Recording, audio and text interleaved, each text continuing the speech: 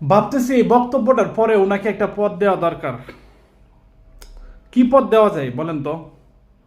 Chairman, member, নাকি প্রধানমন্ত্রী? না না না, প্রধানমন্ত্রী তো দেওয়া যাবে না। ওনাকে তাহলে সংসদে যাওয়ার জন্য একটা সুযোগ করে দেন। এই যে বক্তব্য দিছে, বক্তব্যের জন্য তো উনি সংসদে যাওয়ার মতো একটা কাজ করেছে। আপনারা কি বলেন? আপনারা কি চান না এই ব্যক্তিটা সংসদে যাক? কি বলেন? একটু কমেন্ট বক্সে বলে যান।